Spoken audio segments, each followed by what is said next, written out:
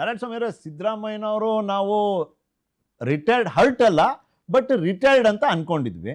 But hurt ಆಗಿದ್ದಾರೆ ಅಂತ ಈಗ ಕಾಣ್ತಿದೆ. ಯಾಕಂದ್ರೆ ರಿಟೈರ್ಡ್ ಅಂತ ತಾವೇ ಖುದ್ದು ತಮ್ಮ ಮಾತಲ್ಲೇ ಹೇಳಿದಂಥವ್ರು ಈಗ ನೋಡೋಣ ಅಂತ ಹೇಳ್ತಾರೆ ಅಂದ್ರೆ ನಾವು ಇದನ್ನ ಕೇವಲ ಮಾಜಿ ಮುಖ್ಯಮಂತ್ರಿಗಳ ಮಾತನಾಡೋ ಧಾಟಿ, ಶೈಲಿ ಅಥವಾ ಅಲ್ಲಿ ಅಭಿಮಾನಿಗಳನ್ನ ಒಂದು ರೀತಿ ಶಮನಗೊಳಿಸುವಂತ ಉತ್ತರ ಅಂತ ಹೇಳಿಕ್ ಬರೋದಿಲ್ಲ. ಬಿಕಾಸ್ ಸಿದ್ದರಾಮಯ್ಯನವರು ನೀವು ನೋಡಿದಿರಿ, ನಾನು ಒಂದು ತಕ್ಕಮಟ್ಟಿಗೆ ನೋಡಿದ್ದೀನಿ, ಅವರು ಒಬ್ಬರನ್ನ ಮೆಚ್ಚಿಸೋದಕ್ಕೆ ಮಾತಾಡುವಂತ ವ್ಯಕ್ತಿ ಅಲ್ಲ, ವ್ಯಕ್ತಿತ್ವ ಅಲ್ಲ. ಪ್ಲೀಸ್. ಈಗ ತಾವು ಇವತ್ತಿನ ಡಿಬೇಟ್ಗೆ ಟೈಟ್ಲ್ ಏನು ಕೊಟ್ಟಿದ್ರಿ, ಸಿದ್ದು ನಾಟ್ ಔಟ್. ಹೌದು, ಅದನ್ನು ಸ್ವಲ್ಪ ಕರೆಕ್ಷನ್ ಮಾಡ್ಕೊಂಡ್ರೆ ಸಿದ್ದು ನೆವರ್ ಔಟ್, ಇದು ಬಹಳ ಸೂಟೇಬಲ್. ಓಕೆ. ಆಮೇಲೆ ಸಿದ್ದರಾಮಯ್ಯ ಅವರು ಈ ರಾಜ್ಯದ ಮುಖ್ಯಮಂತ್ರಿಯಾಗಿ ಮುಖ್ಯಮಂತ್ರಿ ಪದವಿಯನ್ನು ತೋರುವಾಗ ಒಂದು ಪ್ರೆಸ್ ಮೀಟ್ ಮಾಡ್ತಾರೆ. It is a historical press meet in Indian ಪಾಲಿಟಿಕ್ಸಲ್ಲಿ. ಆ ಪ್ರೆಸ್ ಮೀಟಲ್ಲಿ ಏನು ಹೇಳಿದ್ದಾರೆ ಅದೇ ನಮ್ಮ ಸಿದ್ದರಾಮಯ್ಯವರ ಹಾರ್ಟ್ಲಿ ಬಂದಿರತಕ್ಕಂಥದ್ದು. ಆ ಪ್ರೆಸ್ ಮೀಟಲ್ಲಿ ಏನು ಹೇಳಿದ್ದಾರೆ ಅದೇ ಕಮಿಟ್ಮೆಂಟು, ಅದೇ ಐಡಿಯಾಲಜಿಗೆ ಸ್ಟಿಕ್ ಆನವರು ಸಿದ್ದರಾಮಯ್ಯವರು. ಅದ್ರ ಬಗ್ಗೆ ಎರಡು ಮಾತಿಲ್ಲ. ಇವತ್ತು ಇಲ್ಲಿ ಮಾತಾಡುವಾಗ ಅವರು ಅಭಿಮಾನಿ ಒಬ್ಬ ಪ್ರಶ್ನೆ ಕೇಳ್ತಾರೆ. ಆ ಪ್ರಶ್ನೆಗೆ ಮೊದಲ ಸಾಲಲ್ಲಿ ಒಂದು ಉತ್ತರ ಹೇಳ್ತಾರೆ, ಎಲ್ಲ ಒಗ್ಗಟ್ಟಾಗಿರಬೇಕು, ಪಕ್ಷ ಕಟ್ಟಬೇಕು. ಎರಡನೇ ಮತ್ತೆ ಪ್ರಶ್ನೆ ಆ ಅಭಿಮಾನಿ ಕೇಳುವಾಗ ಯಾವುದೋ ಒಂದು ವ್ಯಕ್ತಿ, ನಾವೊಬ್ಬ ಸೀನಿಯರ್ ಆದವರು, ಅವ್ರಿಗೆ ಡಿಸ್ಕರೇಜ್ ಮಾಡೋದು ಬೇಡ ಅನ್ನೋ ವಿಷಯದಲ್ಲಿ ಬಹುಶಃ ಹಾಗೆ ಇರಬೇಕು, ನೋಡೋಣ ಅಂತ. ಬಟ್ ಅವರು CM ಹುದ್ದೆಯನ್ನು ಬಿಟ್ಟು ಹಿಡಿಯುವಾಗ ಏನೇನು ಕಾರಣಗಳು ಕೊಟ್ಟಿದ್ದಾರೆ ಅದು ಇಂಪಾರ್ಟೆಂಟು. ಆಮೇಲೆ ಇಟ್ಸ್ ಅಥೆಂಟಿಕೇಟೆಡ್. ಆಮೇಲೆ ಈಗಿನ ಸರ್ಕಾರದಲ್ಲಿ ಸಿದ್ದರಾಮಯ್ಯ, ಅದಕ್ಕೇನೆ ಫಸ್ಟ್ ನಾನು ಹೇಳ್ಬಿಟ್ಟೆ, ಇವರು ಯಾರನ್ನೋ ಮೆಚ್ಚಿಸೋದಕ್ಕೆ, ಯಾರನ್ನೋ ಶಮನ ಮಾಡ್ಲಿಕ್ಕೆ, ಅಭಿಮಾನಿಗಳ ಅಭಿಮಾನವನ್ನ ಒಂದು ರೀತಿ ಏನನ್ಬೋದು ಪ್ರೋತ್ಸಾಹನೆ ನೀಡಲಿಕ್ಕೆ ಅವರು ಉತ್ತರ ಕೊಡುವಂತ ವ್ಯಕ್ತಿ ಅಲ್ಲ. ನೋಡಿ, ಅವರು ಈ ಅಧಿಕಾರ ತ್ಯಾಗ ಮಾಡುವಾಗ ಈ ದೇಶದ ಒಂದು ಇತಿಹಾಸದಲ್ಲಿ ಏನೇನೋ ಸಿದ್ದರಾಮಯ್ಯರ ಬಗ್ಗೆ ಮಾತಾಡ್ಕೊಂಡಿದ್ರು, ಏನೇನೋ ಭ್ರಮೆಯಲ್ಲಿದ್ದರು. ಆಮೇಲೆ ಹೌದು, ನ್ಯಾಚುರಲ್ ಆಗಿ ಡೆಮೋಕ್ರಸಿಯಲ್ಲಿ ಅವೆಲ್ಲ ನಡೆದಿದೆ ಕೂಡ. ಆದರೆ ಅವರು ಯಾವ ರೀತಿ ತೀರ್ಮಾನ ತೊಗೊಂಡ್ರು ಅದನ್ನು ಅಪ್ರಿಷಿಯೇಟ್ ಮಾಡದೇ ಇರ್ತಕ್ಕಂಥ ಪೊಲಿಟಿಷಿಯನ್ನೇ ಇಲ್ಲ ದೇಶದಲ್ಲಿ ಆವತ್ತಿನ ಸ್ಥಿತಿಯಲ್ಲಿ. ಅಂಥ ವ್ಯಕ್ತಿ, ಅಂಥ ಮೇರು ವ್ಯಕ್ತಿ ಇವಾಗ Congress decision making body committee member, CWC member ಆಗಿದ್ದಾರೆ. ಅವರು ರಿಟೈರ್ಡ್ ಆಗುವಾಗ ಅವರು ಏನು ಹೇಳಿದ್ದಾರೆ, ನಾನು ಚುನಾವಣಾ ರಾಜಕೀಯದಿಂದ ದೂರ ಆಗ್ತೀನಿ ಅಷ್ಟೇ ವಿನಃ ನಾನು ಆ್ಯಕ್ಟಿವ್ ಪಾಲಿಟಿಕ್ಸಲ್ಲಿ ಇರ್ತೀನಿ, ಕಾಂಗ್ರೆಸ್ ಪಕ್ಷನ ಕಟ್ಟಿದ್ದೀನಿ, ಕಾಂಗ್ರೆಸ್ ಪಕ್ಷಕ್ಕೆ ಏನು ನನ್ನಿಂದ ಬೆಂಬಲ ಸಿಗಬೇಕು ಅದನ್ನೆಲ್ಲ ನಾನು ಚುನಾವಣಾ ರಾಜಕಾರಣದಿಂದ ದೂರ ಉಳಿತಾರೆ. CM ಆಗೋದಕ್ಕೆ ನೋಡೋಣ ಅಂತ ಹೇಳಿದ್ರೆ ಏನ್ MLC ಆಗ್ಬೇಕಾ ಈಗ CM? ನೋಡಿ ಸರ್, CM ಆಗೋದಕ್ಕೆ ನೋಡೋಣ ಅನ್ನೋದಾದ್ರೆ ಅವತ್ತು ಆ ಪ್ರೆಸ್ ಮೀಟ್ ಹೇಳಿದ ಇದು ಇವೆಲ್ಲ ಯಾರೋ ಅಭಿಮಾನಿ ಒಂದು ಹೇಳಿದಾಗ ಒಂದು ಅವ್ರನ್ನ ಸಮಜಾಯಿಸಿಗೆ ಅವ್ರನ್ನ ಖುಷಿ ಪಡಿಸೋದಕ್ಕೆ ಶ್ರೀನಿವಾಸ್ ಅವರೇ, ಅವ್ರು ಹೇಳಿದ್ದಾರೆ ರಾಜಕೀಯ ವಿರೋಧಿ ಇದ್ದೀರಿ, ಇದಕ್ಕೆ ನಾನು ಇಲ್ಲ ಅನ್ನಲ್ಲ. ಬಟ್ ನೀವು ಒಪ್ತೀರಾ ಈ ಮಾತನ್ನ? ಯಾರನ್ನೋ ಒಬ್ಬರನ್ನ ತಣ್ಣಗ್ ಮಾಡೋದಕ್ಕೆ, ಯಾರಿಗೋ ಒಬ್ರು ಖುಷಿ ಪಡಿಸೋದಕ್ಕೆ CM ಆಗೋ ವಿಷಯದಲ್ಲಿ ನೋಡೋಣ ಅನ್ನೋ ಹೇಳಿಕೆ ಕೊಟ್ಬಿಡೋದಾ? ಅಷ್ಟು ವರ್ಷದ ಅನುಭವ, ದಶಕಗಳು. 2028ಕ್ಕೆ ಸಿದ್ದರಾಮಯ್ಯನವ್ರದ್ದು 50 ವರ್ಷ ಇನ್ ಪಬ್ಲಿಕ್ ಲೈಫ್. ಅಷ್ಟು ಅನುಭವಿ ವ್ಯಕ್ತಿ ಒಂದು ಹೇಳಿಕೆ ಕೊಡ್ತಾರೆ ಅಂದ್ರೆ ಅದರಿಂದ 3 ಲೆಕ್ಕಾಚಾರ ಹೇಳಿ ಪಟಾಪಟ್ ಶ್ರೀನಿವಾಸ. ಮೊದಲಿಗೆ ನಿಮಗೂ ಮತ್ತು ವಿಸ್ತಾರ TV ವೀಕ್ಷಕರು ನಮಸ್ಕಾರ. ನಾರಾಯಣ ಸ್ವಾಮಿ ಅವರು ಹೇಳ್ತಾ ಇದ್ರು, ಅವ್ರ ಮೇರು ವ್ಯಕ್ತಿತ್ವ, ಮೇರು ವ್ಯಕ್ತಿ ಎಲ್ಲ ಸರಿ ಇದೆ.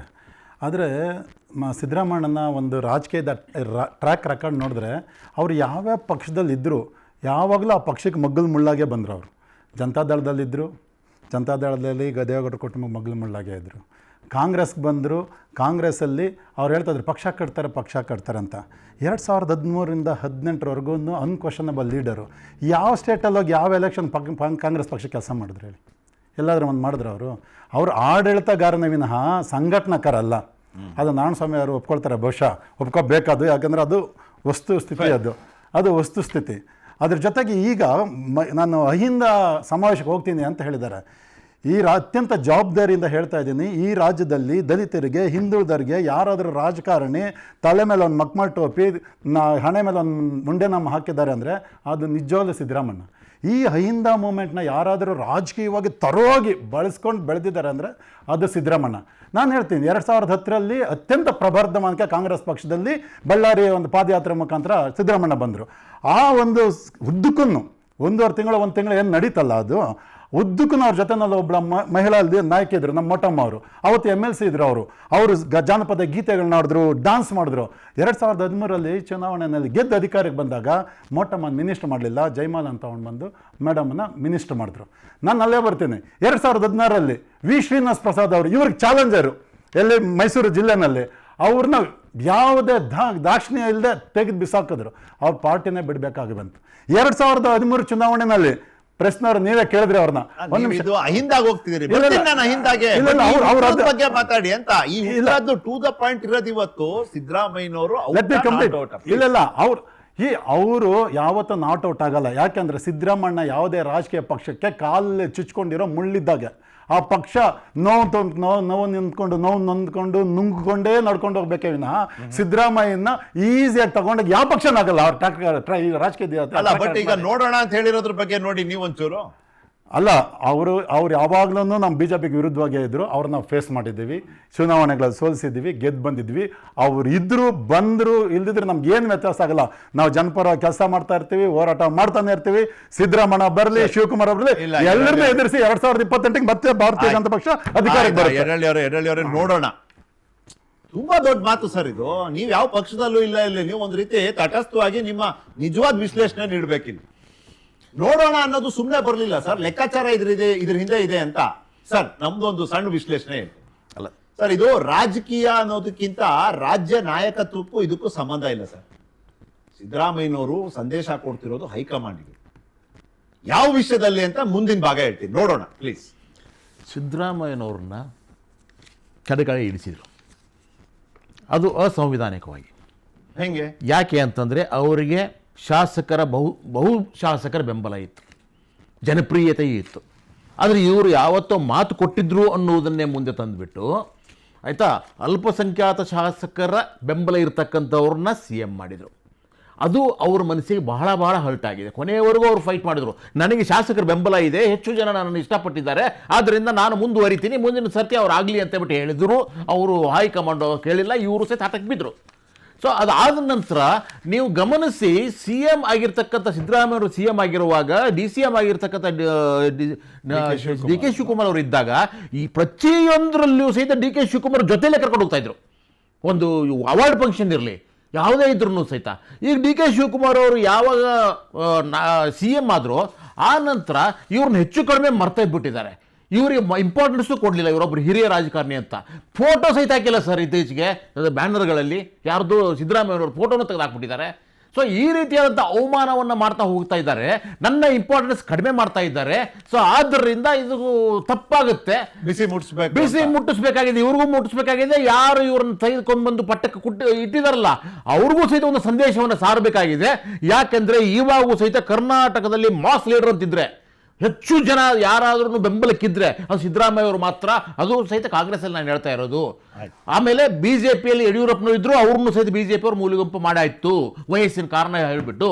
ಆದ್ದರಿಂದ ಇವಾಗೂ ಸಹಿತ ನಮ್ಮ ಯಾರು ಸಿದ್ದರಾಮಯ್ಯ ಅವರು ಇದೆ ಅಲ್ವಾ, ಎರಡು ಕೇಸಲ್ಲೂ ಎರಡು ಪಕ್ಷಗಳಲ್ಲಿ ಈ ಹಿರಿಯ ಮುತ್ಸದ್ದಿ ರಾಜಕಾರಣಿಗಳನ್ನ ಬಿಟ್ಟು ರಾಜಕಾರಣ ಮಾಡೋದು ಅಷ್ಟು ಈಸಿ ಇಲ್ಲ. ಎರಡು ಪಕ್ಷಗಳಿಗೆ ಪಕ್ಷವನ್ನ ಕಟ್ಟಿದ್ರು, ಅದನ್ನ ಆಡಳಿತಕ್ಕೂ ತಂದ್ರು. ಆ ನಂತರವೂ ಸಹಿತ ಅವ್ರಿಗೆ ಕೊಡಬೇಕಾಗಿರತಕ್ಕಂಥ ಸನ್ಮಾನ ಮರ್ಯಾದೆ ಇವನ್ನೆಲ್ಲವನ್ನು ಕೊಡಬೇಕಾಗಿತ್ತು. ಅದನ್ನು ಕೊಡದೇನೆ ಬಹಳ ಬಹಳ ನಿಕೃಷ್ಟವಾಗಿ ನಡೆಸ್ಕೊಂಡ್ರು. ಈ ಒಂದು ನೀವಿರಲಿ ನಾವಿರಲಿ ಆ ಜಾಗದಲ್ಲಿ ಹರ್ಟ್ ಆಗುತ್ತೆ, ನೋವಾಗುತ್ತೆ. ಅರೆ ಈ ರೀತಿ ಮಾಡಿದ್ರಲ್ಲಪ್ಪ ನಮಗೆ. ಸೊ ಆದ್ದರಿಂದ ಇವಾಗೂ ಹೇಳ್ತಾ ಇದ್ದೀನಿ ಸರ್, ಸೈದ್ಧಾಂತಿಕವಾಗಿ ಸಿದ್ದರಾಮಯ್ಯನವರಷ್ಟು ಪ್ರಬಲವಾಗಿರ್ತಕ್ಕಂಥವ್ರು ಬೇರೆ ಯಾರು ಇಲ್ಲ. ಆಯ್ತು, ಅವರು ಸೈದ್ಧಾಂತಿಕವಾಗಿ ಅಷ್ಟು ಪ್ರಬಲವಾಗಿದ್ದಾರೆ, ಸಾಮಾಜಿಕ ನ್ಯಾಯದ ಪರವಾಗಿದ್ದಾರೆ, ಮೀಸಲಾತಿ ಪರವಾಗಿದ್ದಾರೆ, ಅಹಿಂದ ವರ್ಗ ಪರವಾಗಿದ್ದಾರೆ. ನಾನು ಇವಾಗಿಂದನು ಅವ್ರದ್ದು ಬಾಯಲ್ಲಿ ಯಾವತ್ತೂ ಸಹಿತ ದ್ವಂದ್ವ ಬರ್ತಾ ಇಲ್ಲ. ಬಂತಲ್ಲ ಯಾವುದು? ಅದೇ ಅಲ್ಲಲ್ಲ, ಸಾಮಾಜಿಕ ನ್ಯಾಯ. ನಾನು ಹೇಳ್ತಾ ಇರೋದು ಸಾಮಾಜಿಕ ನ್ಯಾಯದ ಬಗ್ಗೆ ಹೇಳ್ತಾ ಇರೋದು. ನಾವು ಮಾತಾಡಿದ್ವಿ, ಅವ್ರ ರಾಜಕಾರಣದ ಬುನಾದಿ ಅದು. ಹೌದು, ಸಂತೋಷ. ನೋಡೋಣ. ಇಲ್ಲಿ ದ್ವಂದ್ವ ಮಾಡ್ಬಿಟ್ರಲ್ಲ. ದ್ವಂದ್ವ ಅಲ್ಲ, ಅವ್ರು ಏನ್ ಹೇಳಿದ್ರು, ನಾನು ಸಕ್ರಿಯ ರಾಜಕಾರಣದಲ್ಲಿ ಹೌದು, ಆದ್ರೆ ಚುನಾವಣಾ ರಾಜಕಾರಣದಿಂದ ನಿವೃತ್ತಿ. ಹೌದು. ಆದ್ರೆ ಇವತ್ತು ಮುಖ್ಯಮಂತ್ರಿ ಅಂತ ಕೇಳಿದಾಗ ಸಾರಾ ಸಗಟಾಗಿ ಯಾವುದೇ ಕನ್ಫ್ಯೂಷನ್ ಇಲ್ಲದೆ, ಯಾವುದೇ ಕನ್ಫ್ಯೂಷನ್ ದಾರಿನೂ ಮಾಡ್ಕೊಡ್ದೆ ಅವರು ಹಂಗಾಗಲ್ಲಪ್ಪ ಅಂತ ಹೇಳ್ಬೋದಾಗಿತ್ತು.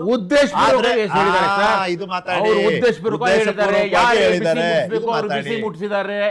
ಅರ್ಥ ಆಯ್ತಾ? ಯಾಕಂತಂದ್ರೆ ಸಿದ್ದರಾಮಯ್ಯನವರು ಪಳಗಿದ ರಾಜಕಾರಣಿ ಅನ್ನೋದು ನೆನಪಿಟ್ಕೊಳ್ಳಿ. ಅವರಿಗೆ ಚೆಸ್ ಆಡೋದು ಗೊತ್ತಿದೆ.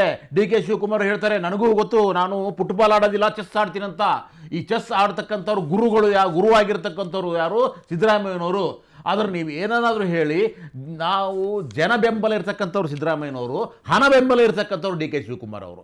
ಇವರು ಇಬ್ಬರ ಒಂದು ಕೆಲಸದಿಂದ ಏನಾಗಿದೆ, ಅಭೂತಪೂರ್ವವಾದಂಥ ಬಹುಮತವನ್ನು ಕಾಂಗ್ರೆಸ್ಸು ಪಡೀತು.